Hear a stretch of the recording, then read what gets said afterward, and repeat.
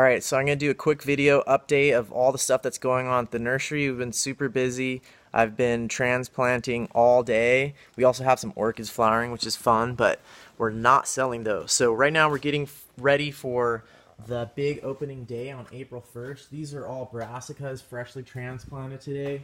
We transplanted hundreds and hundreds of kales today. Tomorrow we'll do some of these collards right here. Yellow cabbage collards, green glaze collards, variegated collards, and that's the type of Spigariello collards, an Italian variety. So I'm really excited. Transplanting lots of brassicas is fun for me, especially when they're in that perfect stage. Some of them are a little bit leggy, but here's just showing how much stuff we have on these tables. It's basically a constant challenge to find space on the tables. Here's a bunch of zinnias that still need to get transplanted. They go out of flats like that, and then everything goes into 6-packs like this. In this case, this is a really cool variety of wild arugula called wasabi. Look at all those basils, lots of color there. Every single white label is another variety, and you can see there's like 10 varieties in that flat, 3 varieties in that flat, 1 variety in that further down one, and then this one also has like 7 varieties, so lots of diversity. And look at every single one of those white labels is another thing. Back there, those are all peppers. You can see we're growing a lot of different kinds of peppers, lettuce, medicinal herbs, all kinds of strange stuff in here, slow germinating stuff. And this year, we're doing different stuff at the nursery and a lot more of the perennials and less annuals, so we're cutting back on tomatoes.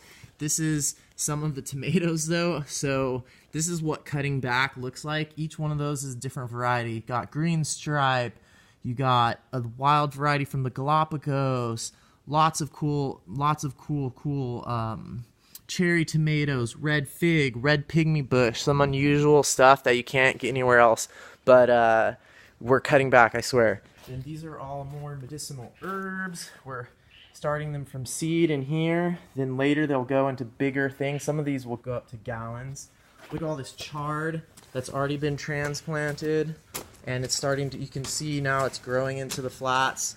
All of this is just from today. More brassicas, more brassicas, more brassicas, more brassicas. I mean, that's hundreds and hundreds of little plants there. Bam. All of these over here are things, most of these are things that are going to go into gallons.